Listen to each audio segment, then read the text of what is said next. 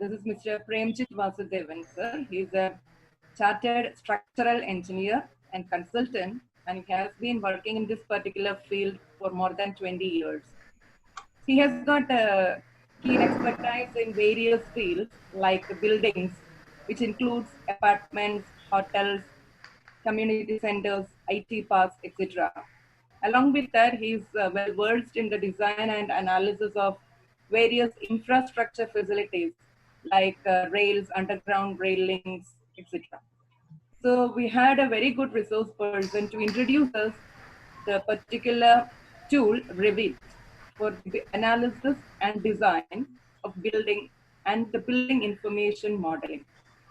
So I think Sir will be enlightening us with a particular software, and many of us are new to this particular software. So kindly, sir, you can start, sir. Thank you for your spending the time with us.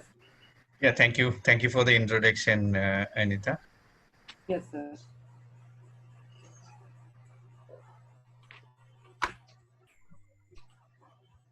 So let me quickly tell you what Revit can do and what it cannot do and what it is, what is building information modeling, all that. So I'll share my screen first. So many beginners ask me this question. So I'll start with that. What do you mean by BIM? So building information modeling, the short form of that is what we call as BIM. And many students and many beginners ask me, what is the difference between BIM and Revit? Is Revit BIM? Is BIM Revit? There are so many questions like that I get. So let me tell you what BIM is and what Revit is. What is the difference between that? Now, simply put, BIM is a process and Revit is a tool to achieve this process. That's the basic difference, which means that building information modeling is a process and Revit we use to achieve that process. In a simpler way, even AutoCAD, yeah, we say whenever we want to produce a drawing, we say that, okay, let's make an AutoCAD drawing. But AutoCAD is only one among the many tools under CAD. There are many other CAD tools like ZWCAD, StarCAD, but we know them lesser. We know more of AutoCAD because that's more popular. It's an Autodesk product. And we achieve CADing using AutoCAD. The same way, we use Revit to achieve building information modeling. So that's the basic difference between BIM and Revit. So there are many other products like Revit, which can be used for achieving BIM. Now it depends on the tool that we use. Say Revit is one among them. Then you have EcoSim from Bentley. Then you have Tekla. There are many other products. So these are the three main products now more popular, and most popular in building sector is Revit. So Revit is an Autodesk product, so it's more popular, of course, and we use Revit to achieve building information modeling. The same way, you can use EcoSim or Tekla also to achieve BIM. But what you can do and what particular tool each BIM tool has differs based on what Autodesk has included in Revit and what Tekla Trimble has included in Tekla and so on. So these are all tools to achieve a process. Now, what is this process? This process is nothing but a complete difference from what we do right now. See, for example, maybe 2 generations before or 1 generation before, we used drawing board for producing drawings. Yeah, then there was a big shift from normal drawing production when CAD came into picture. It revolutionized the way we work. Many things changed. Yeah, the number of people that we need, so many things changed in that manner. So the same way, the process of BIM or Revit, the tools that we are going to use are going to change the way that we are going to work. It's more of 3D modeling. It's not anymore CADing. It's not anymore a CAD work. It's not anymore a isolated drawing production. It's a complete information modeling. What I mean is, based on your skill and based on what that particular tool, in this case Revit, allows you to do, you can even 100% accurately model everything. In the sense, if you are an architect, you can even model a geyser inside a bathroom. You can even model a switch, the particular switch. Many of the manufacturers have started producing Revit files for their products. So you can incorporate the exact material finish, the exact equipment that you are using, the exact materials that we are using, and so on. So the level to which we can have the accuracy depends on the tool and your skill and the time involved and things like that. But more or less, Revit allows you to do a perfect modeling in terms of any discipline. It could be architecture, it could be structures, it could be MEP or anything. Even a very high level of Revit allows you to do even construction and construction documents and even quantification and so many other things in Revit. So it's a elaborate process. There are many levels of BIM that we can achieve. So the basic difference in this process would be, I will just explain with a bit of slides. So you can have real life information in that. That's what I just now mentioned. That is, you can model rebars, you can model footings, you can model anything that you want as a structural or a civil engineer, and you can also model to a finer detail, even the brick layers, even the finished layers, anything you want, even the painting style and everything in Revit if you are an architect or an interior designer or whichever discipline you belong to. So that is one main advantage, real life information that you can include in it. So a CAD drawing may not be able to convey everything in the exact manner that you may want to. Then a major difference is its parametric behavior. Now, when I say parametric behavior, in CAD drawing, in CAD system, the way we currently work, if you produce a plan and then say we made a section of a part section or something in that drawing. Now, if the plan changes, then the section also you have to revise. I will just show in Revit itself what I'm talking about. So this is a Revit model that I have already made, a little larger building, not a very large building. And this is a 3D model that we make in Revit. I will take you through some of the steps after I explain this.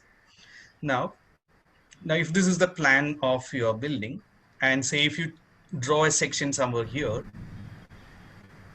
and say if this beam depth changes, now you have to revise the plan drawing as well as a section drawing when it comes to AutoCAD system of working. Now there are two problems in that. One is that you can make a mistake. You can forget to change the section. Your revision was reflected only in the plan, whereas you missed to revise the section. That's a human error. There is a possibility that. Second thing is that you will take more time to revise this. You have to revise the plan. You have to revise the section. So there are two drawings that you need to revise. And handling of that drawing, you have to print it. All that is there anyways. But in this case, if you revise in plan, it's a 3D model that you are revising. So when you revise in one place, it gets reflected everywhere. So that is one beauty, and that is what we call as parametric behavior. So let me try to show you that. Let's say top of footings I will take here. Now, if you want a section here, it's only a matter of taking a section and drawing it here. So I'll draw a section here. Now in AutoCAD, you will have to draw this, whereas in Revit, it is automatically produced. And if you look here, your section is automatically produced here.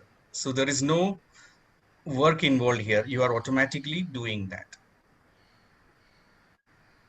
In the sense, there is no need of producing a section. It's automatically generated for you because it's a 3D model and it's parametric. So that's one advantage. So now in case if I delete this, say I delete this column, I mean footing, and you can see that it's reflected in the a model automatic. So there is no need for you to revise this particular drawing because it's already done in plan. It will get reflected in the section. It's the same way. So the quantities, if you have taken out, you can even take quantities in Revit. So if you have done all this, automatically everything will, all the interconnected things will change automatic. The same way, if imagine that you have a RC wall here, say in this location, under this beam, you have an RC wall. The moment you make this beam shallower, say the depth you reduce, the height of the wall increases. The same way, when you increase the depth of the beam, the height of the wall reduces. So it's parametric, it's interlinked and it's interconnected so that you need not revise quantities or related drawings manifold. So this is what we call as parametric behavior of Revit, which is quite advantageous for our way of work. Then work sharing and collaboration. These are underestimated advantages of Revit, where many of the beginners or many of the normal consultants or normal trainees will never will be appreciating and telling you about this. This is something which you need to understand really well. Work sharing means in AutoCAD, you might be knowing about layer system, wherein you can have different layers for say drawing different components. Say one layer you use for beams, one layer you use for drawing. I'm assuming that you will be knowing AutoCAD. So the layering system, the same way in Revit, Autodesk has taken it one step forward, and then they have given an option to layer users. In the sense, I can be a part of a team. You can also be a part of a team, and 10 others can be a part of a team. And 10 people can draw in 10 different places, sitting in 10 different places, 10 different things in the same plan. And all that can be collated together and made a drawing. So you can share your work. Say it could be even in same floor, or it could be even in multiple floors. Say if it's a 10-floor building, you can say that I will draw the first floor beams and someone else will draw the column layout and things like that. So at the end of the day, you can collate information, interlink them. 10 users files can be interlinked and made it into a single model at one place. And you can be in US, you can be in India, you can be in different places as well. It depends on your bandwidth. That's a different aspect altogether, but Revit allows you to do that. So that's work sharing. The same way you have collaboration, in the sense different disciplines. You know that if it's a large project, there are many consultants involved: an architect, a structural engineer, a MEP consultant, and so on. So everyone's work can be shared like this and then interlinked. So if you make a revision, or if you see an architect moving a wall, and if you know that that change in that particular wall into some place will affect your drawing, immediately you will be able to understand that there is no need of a coordination meeting, or you wait for getting his drawing and then see overlay and see if anything is affected and things like that. So immediately you can pick up the phone and tell him that this change is going to affect your drawing and so on. So the collaboration or the coordination part will be super fast, and the abortive work, the kind of revisions that you might have to do, will be much lesser. So that's what collaboration allows. We may not have time to get into work sharing and collaboration today, because also we will need a networked machine to explain all that. So I may not be able to explain this process today. Then scheduling, you can create tabular display of model, in the sense you can take out quantities. Then interoperability means you can import, export, and link things. For example, you can interlink an AutoCAD file. Say architect has made the drawing in AutoCAD and you want to draw in Revit. You can do that. You can overlay on AutoCAD and produce your Revit modeling.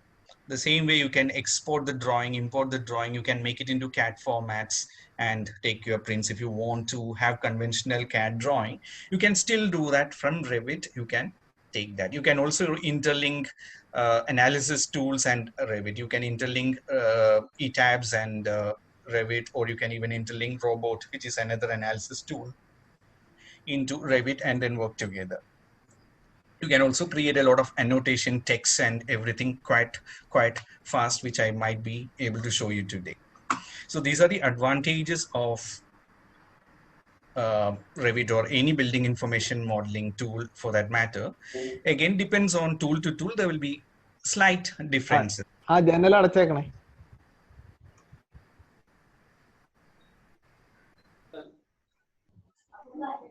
ദക്ഷിണ മേഖല I T Arshitha അത്തല്ലൂരിക്ക് നൽകില്ല. Mask ധരിക്കുന്നത് പ്രോത്സാഹിപ്പിക്കുകയാണ്. Excuse me, sir. Can you mute and mute all and unmute yourself? Mask is the mask.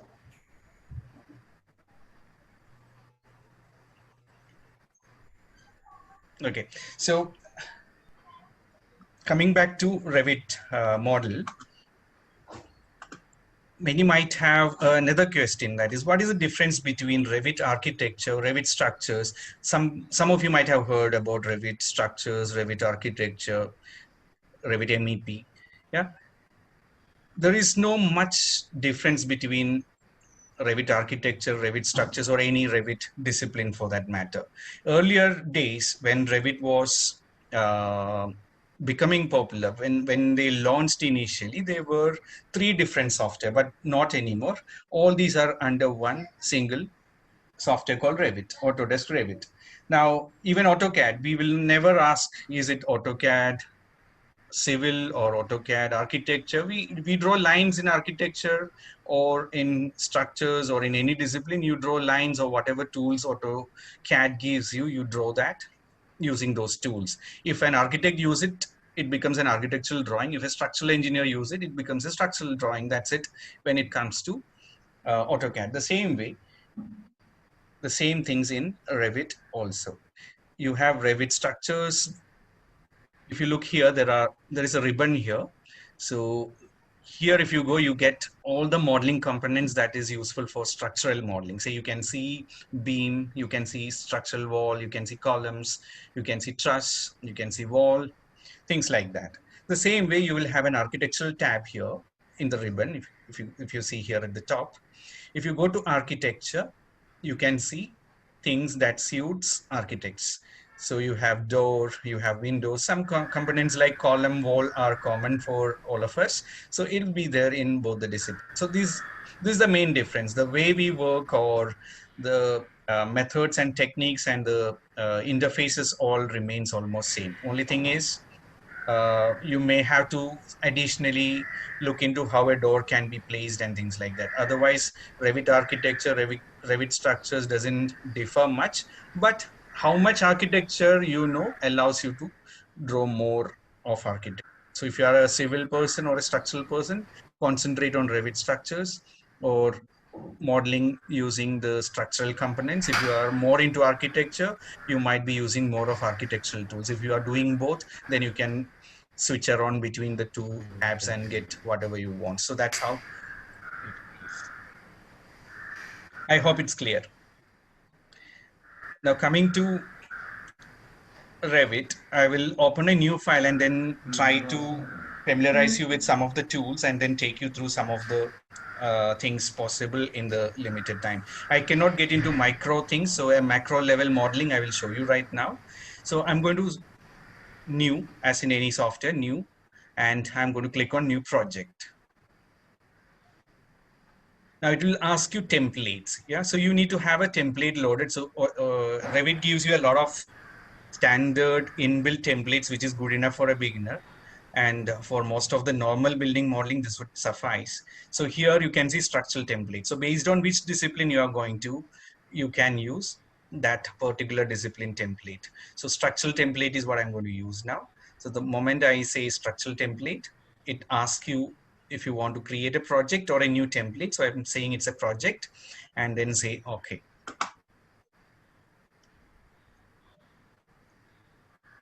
So it opens up the new project. Now, this area is called a ribbon. And then you have a lot of toolbars here. And then you have a properties palette here. And you have a project browser here. So this project browser, this properties palette, they are very much important. They are essence of Revit. You need to do a lot of things here to navigate and to scroll and to go at many places. These two are very much needed, and this ribbon, of course, is very much needed. So if you look here, this project browser gives you the information that you have in this file right now. So it shows you everything this particular file has, this template has. So if you look here, you have two levels. You can see here level 1 and level 2. So there are only two levels in this particular model. And then you have 4 elevations. Then if you look here, number of sheets, the drawing sheets here. If you go to families, there are a lot of things here like beams, columns, all that. So before that, I will tell you something about the hierarchy concept in Revit and then get into that. So if you come here, in Revit, there is a hierarchy. So at the bottom of your pyramid, you have type. And at the top of the pyramid, you have category. So we'll start with category. So as I said, Revit is a modeling tool. So there is nothing called drawing here. It's all modeling. It's all 3D modeling. So a category means anything that we model. So it could be a beam, it could be a wall, it could be a window, it could be a foundation, it could be anything like that, a modeling category. Next comes family. Now, what is family? A split or a division of that category, say RC beam, then say steel beam. So that is family. So RC beam is a family of category beams. Steel beam is also a category, family of category beam. Same way, walls could be RC wall, brick wall. So brick wall and RC walls are families, and wall is a category. That way, everything is categorized and there will be a family under that. Then comes the specific type. So for example, if you have a RC beam, beam is the category, RC beam is the family, and 300 by 450 is a type, 300 by 600 is another type. So any element, any modeling element has a hierarchy like this. So by using it for some days, you will be automatically understanding all this. It's not a complicated stuff at all, but everything has a system and a process. So you need to understand that. Once you understand that, it's going to be really simple for you. So category, family, and type. The same way, there are different kinds of categories. In the sense, I'll explain it to you. There are model elements. Model elements means real life elements. So it could be a beam, it could be a column, it could be a footing. Anything that you really see inside is a model element or a real life element. Datum element means it's not really there in your building, but you use for reference. Say something like a level that you mark, a grid that you mark. You need that in model, but you need it in site also, but then you don't need it in your building. It's only facilitating the construction. It's not a model there. So such elements are called datum elements. Yeah, level, grids, all that. Then comes view elements. An example is drawing sheet. Drawing sheet you don't see in site. In the sense, you will be printing a sheet and then giving it to a site engineer, but once the building is done, you don't have a sheet in the building. So that's what view element is. Now, view specific element means your text, your dimensions, your annotations, anything that you mark in your drawing. Again, that's not there in your building. It's used in the drawing, but it's not present in your building as such. So 4 element model, which is real life, datum, view elements, and view specific elements. So with this, we'll go back to the model. And then if you come to your project browser, you will see all the categories here. Any category that is loaded in this particular file is seen here. So there are many things which are necessary for us. Pipes and all that is not necessary for us. You have beam systems, you have column systems, and if you go inside column system, you see concrete rectangular, you have B column, so many types are there. So this is your category family, and if you go here, you see the types. So that's how you can understand. So in this project browser, whatever you need to model in this project should be there. If it's not there, you need to bring it here. All that, we don't have time to do it today, but then that's how it is. Now, let me first get into level and then show you, sorry, elevation and then show you. I'm going to east elevation. So just in the browser, I'm clicking on east or anything. Yeah, so you have two levels. So here you can see level 1, here you can see level 2. So what I will do is, I will reduce this height. Let us assume that this is your foundation top and this is your plinth level. So let me assume that it's 1500 or something like that. So here, the moment I clicked here, it showed me the distance. Here it's in meters because it's level. Generally, levels are marked in meter. Anything is fine. It can be millimeters also. And here you can see 3000. So here I can click and then say 1500. It's coming down to 1500. Now, the beauty of this is, now say you are more proficient in meters and not in millimeter. You can just type 1.5 m. It does the same thing. Now say you are familiar with feet and inches, not with millimeter and meter, not SI system. You are more familiar with feet and inches. You can say 10 feet. It does the same thing. So that's how this works. You can use any units, but the preset in this case is millimeters, so it's displaying millimeters. But you can work in any thing. So I'll make it 1500. So it comes down to this. Say I want one more level. So let me go to structures, and then you can see here level. Now another thing is, the moment you move your cursor, you can see that it grips. So here you can see it automatically picks that endpoint. So your drawing will be automatically neat. No need of trimming and all that, because it's picking the endpoint by itself. And you can also see the distance rolling up there. So 1700, 1900 you can adjust, or you can type whatever distance you want. You can type say 3000 millimeter, then it will be picking 3000, or you can scroll and pick the distance that you want. Another beauty is, Revit is built based on AutoCAD user experience. See, for example, one example I'm showing you. See, 3700. Now when I move, the distances are changing in hundreds. 4100, 4200, 4300. Now see, if I zoom,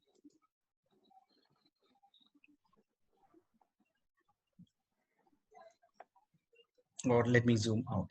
Now see, the increment changed. So the moment you are away from the screen, Revit automatically understands that you are looking for lesser accuracy. When you come near, Revit automatically understands that you are looking for more accuracy. So it automatically adjusts the increments. You can set that increments, which I will show you later if we have time, but these are all micro things. I'm only covering the macro things today. So that's the beauty of Revit. It appreciates the user experience, and it is evolved from AutoCAD users' feedback. Now I will pick 3000 here and draw that. And at the other end also it picks that. So let us draw maybe one more level.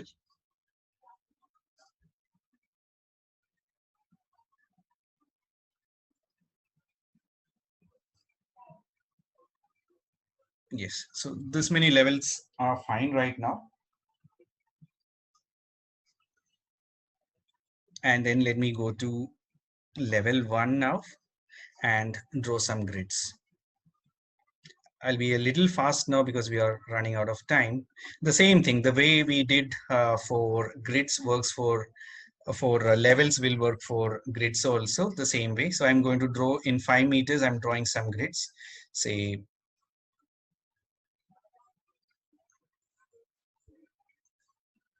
one more.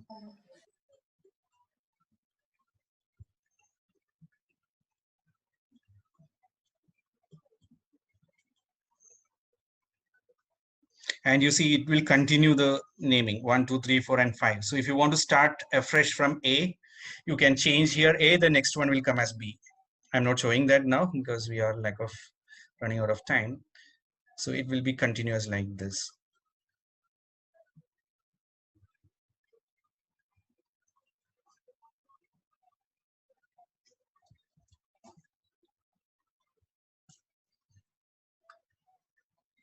You can pull this and keep it in a, so when you pull one, everything will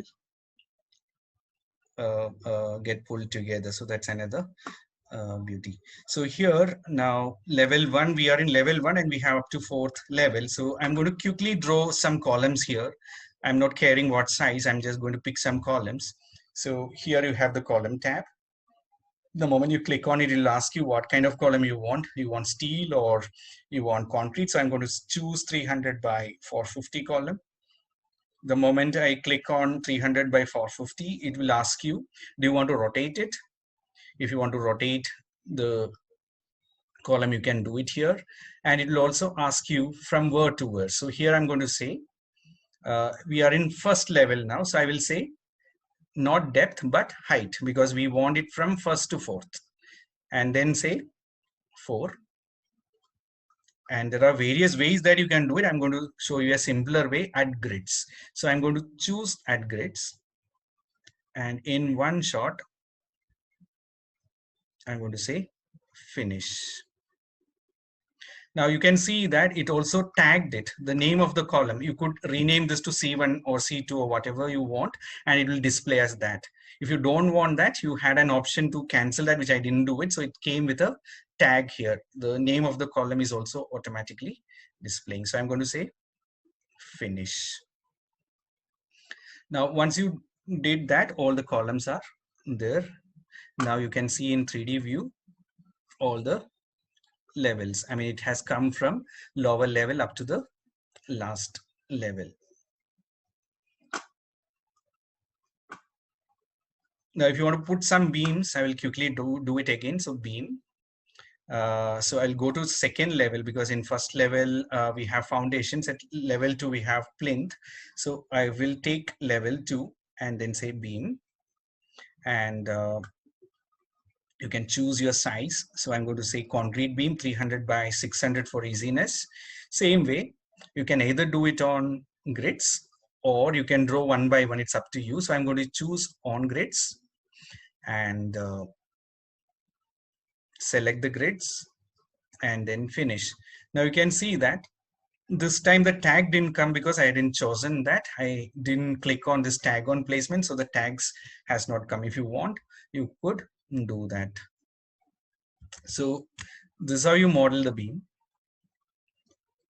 And if you want to replicate it into upper levels, you can do that also. That we will see later if you have time. So I have created the view. So to make it more neat, you can right click and then say hide in view by category. Everything got hidden. Then you have a center line here so that you can, I type VG, visibility graphics. Don't think that you can master Revit in a 1 hour session. It will take at least 1 month for you to master because there are a lot of basics in it. I'm just showing you what you can do. 1 hour session only give you an overview. You will have to just see and understand what it can do. Don't try to learn Revit in this session. It's not going to be really possible because I'm only showing you 1/100th of what Revit can do as of now because it needs a lot of time. It's a complete different from what we have been doing earlier. So analytical model categories, you can switch off the center line. Center line, in the sense, it is useful for importing into analysis tools. So a center line model is parallelly created, which we don't want now because we are only focusing on the drawing production as of now. So that went off, and here you can make it like realistic. So you can see a realistic view. So this looks a lot of cleaner, neater, and realistic. You can come here and then say shaded, it becomes a shaded view. You can have a hidden line, which is something else, consistent colors. So many options are there. You can have a realistic view. So this is a concrete finish, a material concrete finish you get here. So that's how you do that. Now we are having very less time. So what I will do is, I will quickly tell you, say sheeting. How do you put this into a sheet? So here I have an A1 metric sheet here now. So I'm taking that and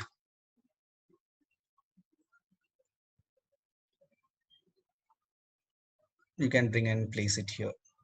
Now the neatness of this depends on what you have done here.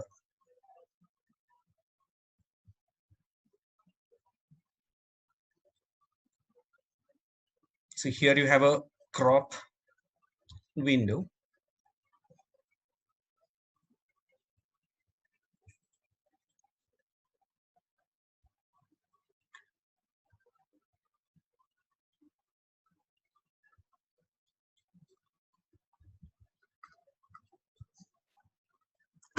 Now if you look at the sheet, you can see you have a neater look. Now the most beautiful reason that we should use Revit is the scaling automatically happens. All the dimension style, all this changes automatically in Revit. There is no need for you to change the dimension style and all that. So if you want to change the scale of the drawing, it's as good as this.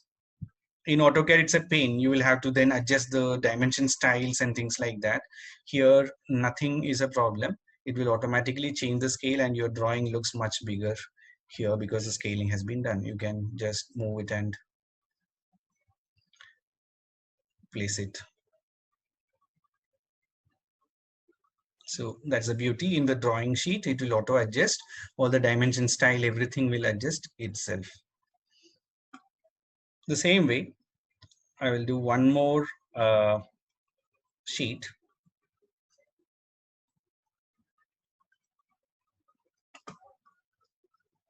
And this time I'm going to put the section that we had. I think we had not made a section. So 1 second. So I'll make a section here now, just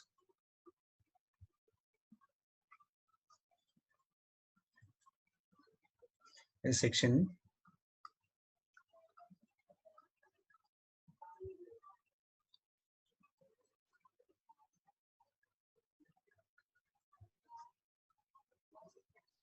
And I'm putting that section into that particular drawing.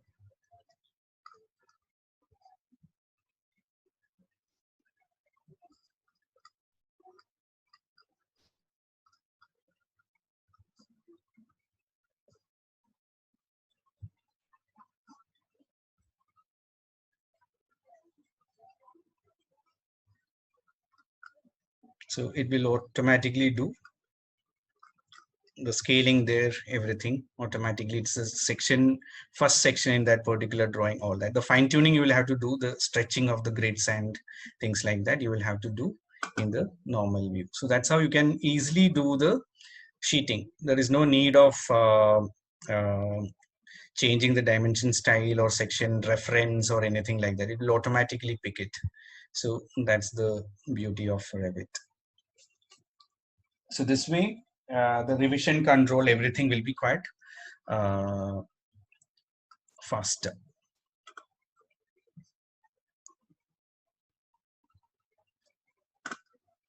And rebar detailing, all that you can do, but we are really short of time, so I will not be able to show you the rebar detailing. All that can be done in the beams or even in the footings. You can model footings and do the rebar detailing.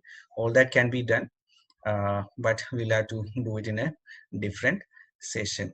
So basically, the main advantage of Revit is its parametric behavior, wherein it automatically produces the sections and the changes reflected there, and the coordination part, work sharing part, and the sheeting revision control will be much faster. Oh, I think we have time till 6:30, right? I was thinking it is 6. So sorry, we have time. So I will show you a bit more. I was Yes, sir, thinking we that, have up to 6:30. yeah, I was thinking it is 6. I think I made a mistake in the assessment. Yeah, so we have time. So I'll show you a bit more. So coming to level 1, I will cut one more section. Now see, there is a difference between this and this. Here it is naming 1. Here there is no name. The same way, the reason is that this you have put in a sheet, so it is referring to that. Whereas here, this section you have not put it in a sheet, so it is not referring anything. So by default, by automatic placement in the sheet, it is referring to that particular thing. Again, see, you can control the range.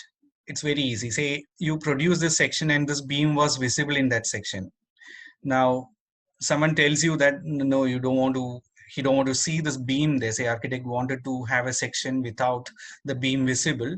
It's a matter of pulling it back. Yeah, so it allows you to change the location of the section. You can flip the section.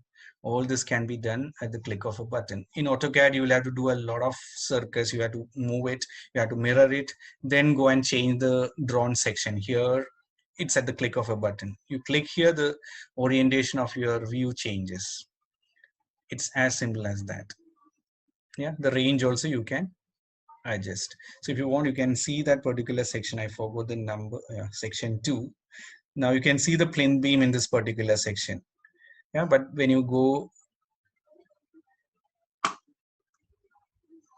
here,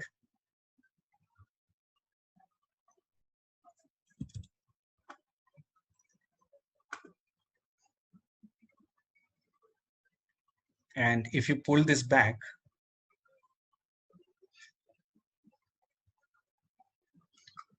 actually double clicking here will take you, yeah, so you can see that this beam is not there.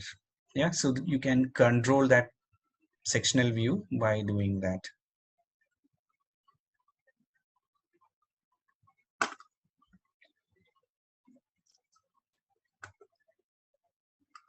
So let me come to level 1,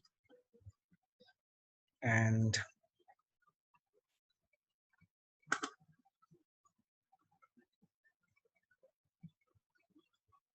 yeah, so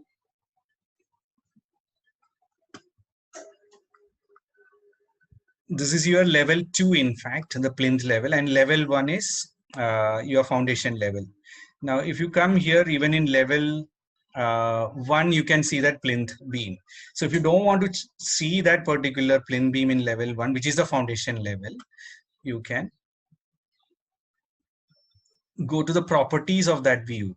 Now, when you click here in this white area, whatever properties you are seeing, this is called properties palette. So whatever you are seeing here is the property of this view. So here, if you see, there will be a view range. Again, it will be confusing for you since it's the first time and I'm doing it a bit faster. But then there are a lot of concepts in Revit like this which will be confusing until and unless you systematically learn that. But once you learn, your process is going to be at the click of a button. So view range, you go and edit this. You can set your view range up to where you want. Yeah.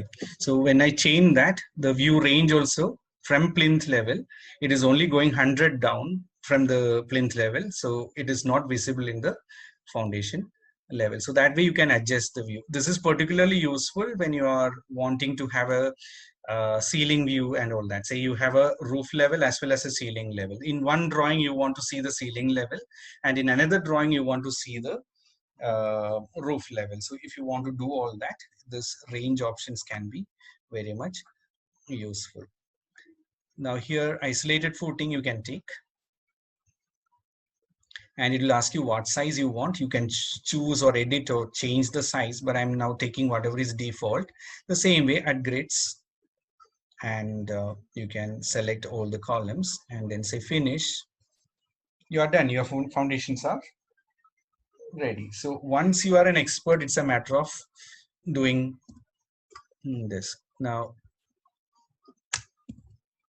you can also do a raft, you can also do a combined footing, but that needs a bit more time, or you will have to have that added in your template. So at the moment we don't have that, so I'm not showing that. Now you can see in 3D view that your foundations have come here. Now in case if you want a pedestal, all that can be done. It's not very difficult to do all that. You can, if you want a slope beam, all these are possible. Anything is possible in Revit. Only thing is that corresponding to the things that you want to do, you may need a little bit more time for that. Now let me cut a section here at the footing.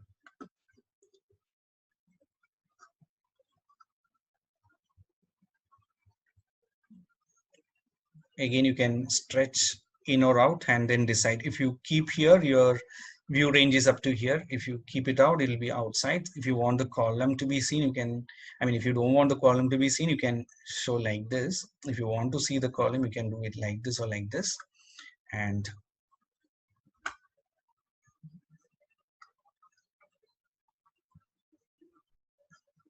this is your section.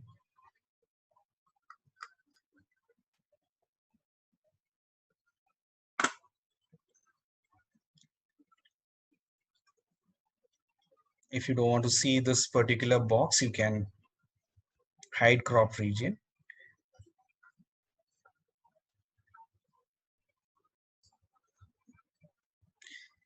Now, see if you want to put it into a sheet, you can either put in the same sheet that you have here.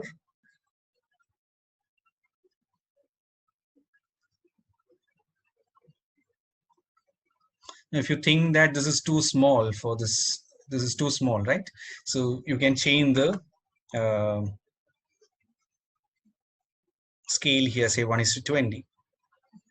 Now see, it automatically adjusted all the grid size. In AutoCAD, it will never do this. You will have to change the style of this.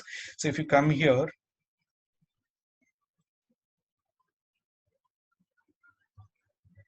see, it has automatically adjusted the scaling.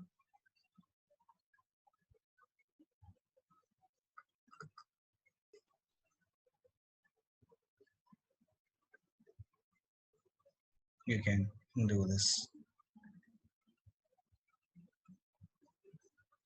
So any scale is automatically changed, and you can do that quite fast. Now even the dimension, I can show you that. So now say I do a dimension here, so I can go here, align dimension, and say I put a dimension here. Now let us go and check how it looks in the section. It looks neat. The moment you make the scale different, oh, this is not the sheet view. I'll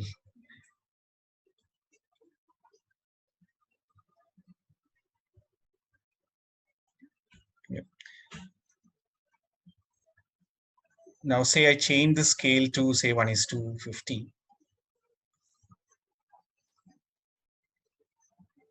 and then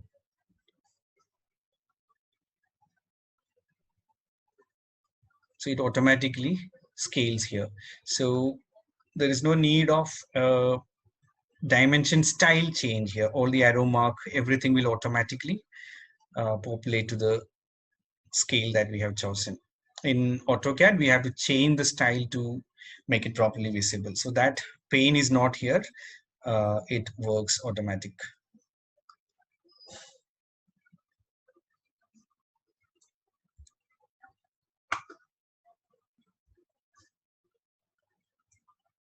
Now, in case if you want to put rebars, I will just quickly show you rebarring. So say I'll select the footing, and in structures, you can see rebar. Click on that. it automatically populates the different Riva shapes here. So I'm going to use this particular shape. It's a U-bar. So it automatically picks the cover there. So you cannot go down the cover. You can see a limit. That cover you can set whatever you want, 50 mm or 40 mm, whatever is as per your standards, you can set it. And it will not go beyond that. So you can see that it stops at that point. It doesn't go down. It goes up, but it doesn't go down. So a minimum cover is specified. So I'm going to keep it there. Yeah. And your diameter, I'm clicking on that rebar again. See, on the properties palette, the diameter is seen. Now, unfortunately, okay, you have, this is 10 T is Indian standards. So if you want 10 diameter, you can change it right now. It becomes 10 diameter. If you want 12 diameter, make it 12 diameter, that's it. So whatever diameter you want, you can quickly select and change. Now, why is it important? In AutoCAD, it's not important at all, but then in Revit, it's important because you are going to quantify it. Yeah, you can do that. Now, if you want to move it in this manner, it's very easy. You can do that. You can do this. Now, click on this and you can decide how many numbers, fixed numbers or maximum spacing or number with spacing, whatever you want to. So I'm going to choose maximum spacing because now it's only one bar that we have placed. I'm going to say maximum spacing and then say my spacing is say 100 or 200. So now you have 10 at 200 in that particular footing. If you want to see that, go to 3D view. Now, since it is a realistic view, you will not be able to see that. You have an option to see, make it visible, but then I will show it later. So wireframe, if you go, you can see this particular footing, we have placed that particular direction bar. The other direction bar, you have to place it. So we will do that. So coming back to, it was section 2, I guess. No. Yeah, so the other direction bar, what you can do is you again click on the footing, then go to rebar. Which shape you want the same shape. But the only difference is the placement. You have option parallel to work plane, parallel to cover, perpendicular to cover. So I'm going to choose perpendicular to cover. Now you can see that it came, a U-bar came perpendicular to cover. So I'm going to place it somewhere here.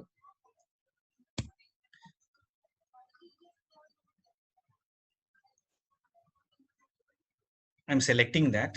Same thing. I'm going to say I want maximum spacing. So in that direction, you should have designed it and whatever it comes. So if it is 200, give it as 200. Now it is coming slightly out. So what you do is click on this. I'm using the arrow key in my laptop and I'm slightly, or you can use this and then put it into place. Yeah, so you have both direction rebars. If you want to see that in 3D, you can see that both direction rebars are placed. Which layer is first, which layer is second, you can decide all that based on your design. Short span first or long span first. Generally, the footing cantilevers will be same. So your moments in both directions should be same as long as you are able to achieve that. So whichever is first layer doesn't matter. But still, if you have any preference, you can do that as well. So that's how you do rebar detailing. It's very easy to produce design intent drawings, but then if you want to create bar bending schedules, it's a little difficult in Revit for difficult beams. Say you have a column where 4 beams are entering in all directions, then some of the rebars may have to be cranked and taken and all that.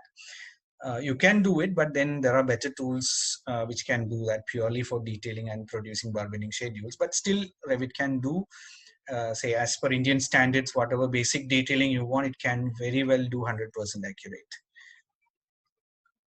So that's how you do. I just showed you in footings. The same way you can do it for beams and columns and whatever you want to. Yeah, it's not a big deal to do that. And all the dowel bars, if you want to give a starter bar for your columns, all that similarly, you have to choose the right shape and then do it accordingly.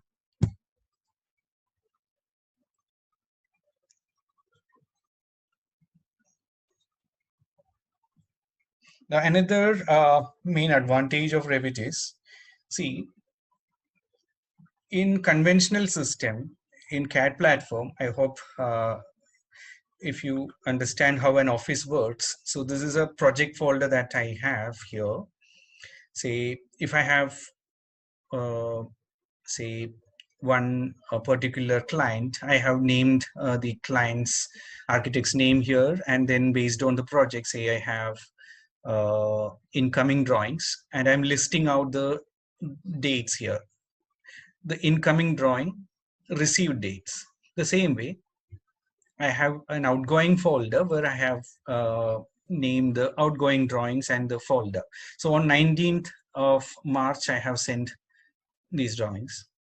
On 22nd, I have sent the scope and things like that.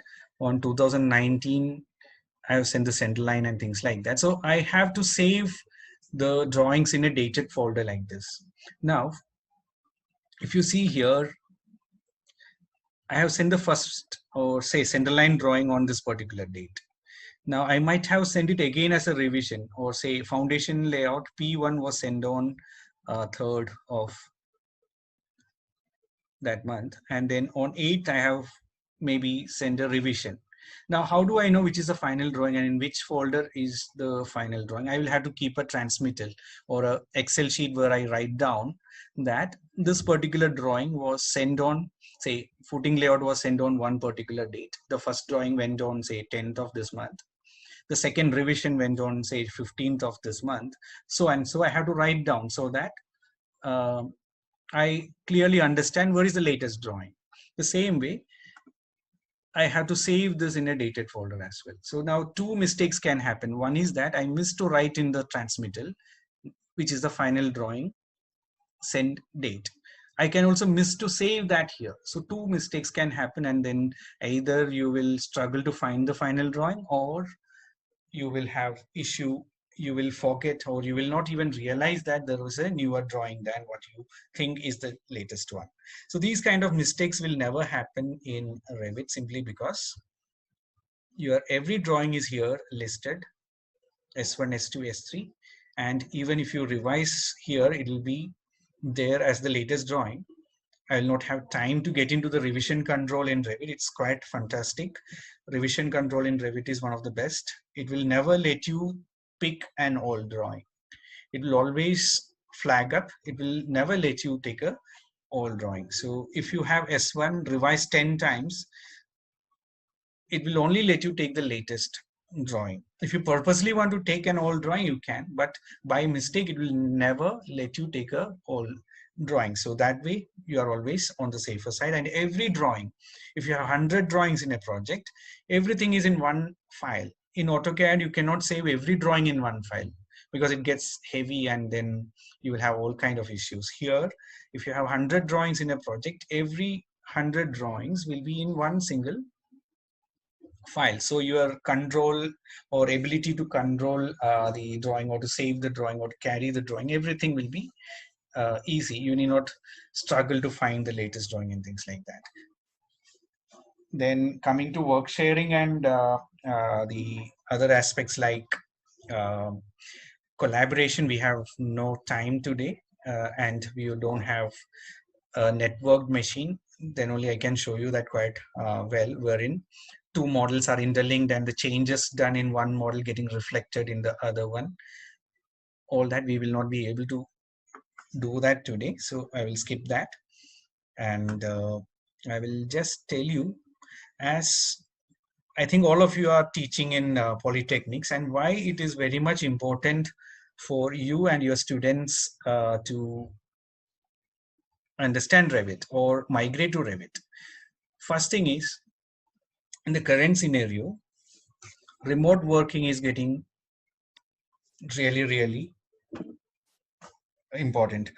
And if you are aware, many of the consultants, I'm a part of Kochi Consulting Association. I'm a member in Kochi Consulting Association as well. So many of us are looking at pooling resources or work from home options, wherein multiple CAD technicians are going to work for multiple consultants. So I'm thinking that the way that we are going to work is going to completely change, at least for some time, because uh, the number of projects, the demand, everything is changing. So there is going to be a change in the way people are going to work as well, as per my understanding. So there will be a lot of remote working possible. One person may be able to work for multiple consultants, part-time kind of work. There will be opportunities to outsource work. All these are going to increase in many fold. So remote working is going to be really important, and your ability to adapt to that is going to be really important. And Revit is a tool that allows doing that. And then it comes to a quick way of producing drawing. You can, if you are a master in BIM tools, you can produce your drawing quite fast. And as I showed you now, the revisions are going to be really fast, super fast. So if an architect makes a change, it doesn't take that much time as you used to take in AutoCAD to make the revisions. It will be much faster in Revit. And the mistakes are going to be much lesser, and you get a coordinate drawing because you are going to also interlink the drawing, the models between disciplines. So the kind of mistakes that you are going to get is really going to be less. So you get a well coordinated drawing first shot. You need not coordinate sitting in offices, and in the conventional way you may not have to coordinate anymore if you are doing it perfectly. But one requirement is there, that is every discipline should work on the same system in Revit. Then only that benefit can be made use of.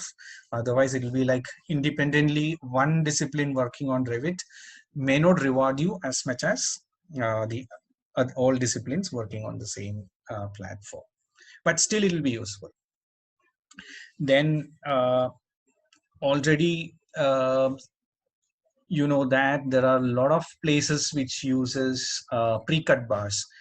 Now, the number of migrant laborers, they are very much less now in all the cities, especially Kerala is going to have a lot of issues with that.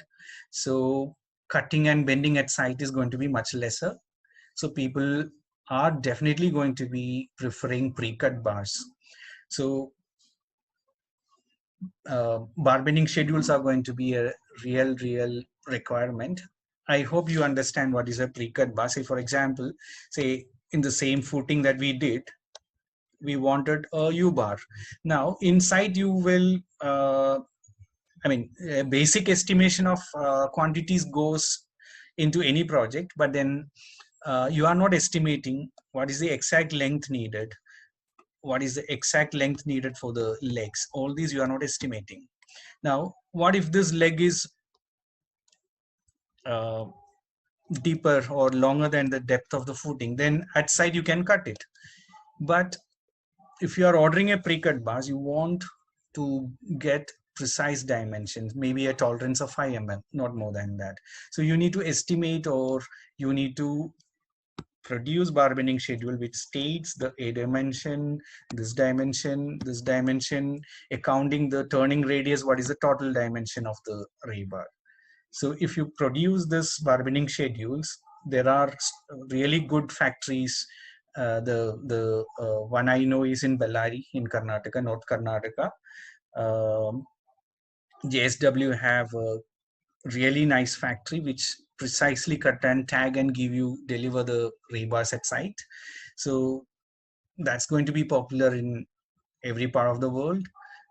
Bangalore already uses a lot of pre-cut bars. Major projects I'm talking about. Smaller projects might continue in the normal way for some more time, but then when resources are not there, when manpower is not there, definitely more people are going to migrate into this system where you deliver pre-cut bars to site. Definitely this is going to be the time when bar bending schedules and these are going to be in greater demand. So these kind of work, people who have the skill is also going to be required to deliver these bar bending schedules. So these schedules go into the factory. it's fed into their system, and precisely cut bars are produced and tagged and delivered at sites. So it should be a precise bar bending schedule. So all engineers graduating from polytechnics can look into this kind of work. Already there are a lot of students or people working in MNCs doing this job in Bangalore, Noida and all that. I'm not sure about, I think even in Kochi, I have a friend or a senior in college who is doing that business. So it can become a kind of business for people who are masters in bar bending schedule preparation. A lot of firms like Atkins or WS Atkins, if you know them, and ACOM, they outsource these bar bending schedule preparation to India, because the skill that they have in Middle East or in UK is lesser compared to what we have here, and such kind of job which needs some patience, they generally outsource. So these kind of jobs are really in need, and a lot of young CAD engineers have become entrepreneurs, and they are leading a really good work-life balance as well. So these kind of things help students to uh, get into a better lifestyle and better job nature than compared to a normal draftsman or a site engineer, because it allows them to have more revenue, more interesting tools they are using, and it all shows up in the end. So bar bending schedule preparation is a really good field which most of the CAD engineers can explore. Then, of course, there will be a lot of opportunities in Revit, building information modeling as such in all disciplines. So these are all really going to be the future. If you look at many universities abroad, there are now courses in BIM. It may not be Revit alone. They will teach you a lot of BIM tools, and you be a BIM master. You will be leading the BIM in MNC. So that also these young students who are passing, graduating from polytechnics can become CAD engineers. Instead of CAD engineers, they can be BIM modelers and BIM technicians and modelers and managers. These are all evolving roles in most of the modern companies, MNCs. So introducing them to BIM is going to be a help for all the students. Hello, sir. We have a few questions, sir. Yeah, so I think I will wind up here. If you have any questions, you can ask me. Yeah. Now I can hear. Yeah, tell me. Okay, sir. I'll start from the latest one. Yeah. Okay. One is what are the advantages of using Revit compared to Tekla? Okay. Okay. See, Tekla conventionally has been more used for say steel, but current versions of Tekla, they have a great CADing and bar bending schedule preparation tools are there. But when it comes to the global usage, Revit scores a lot better, especially because most of the architects are using Revit. And for GA production, Revit is much better than Tekla. Okay, sir. Sir, another question is that can you Yeah. show us a completed drawing of any building done with Revit? The problem is I'm stuck in Kerala here now. So my main laptop and everything is in Bangalore. So whatever I have, I will try to show you.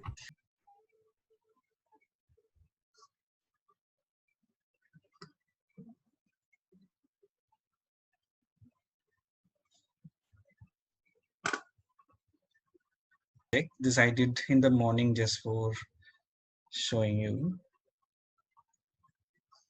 Yeah, so this is a footing layout. And so you can produce 3D details like this. This is a footing drawing.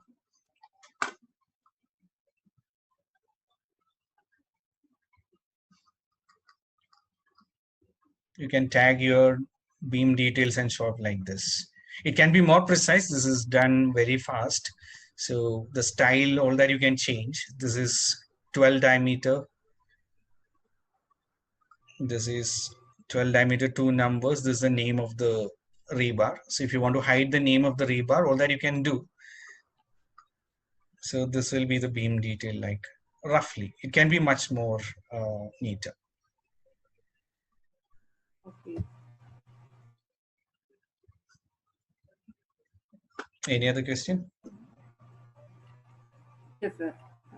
Another question. Do we need to analyze the structure elsewhere and bring in the result to Revit for modeling? Yeah, see, you can do that, and the best software which is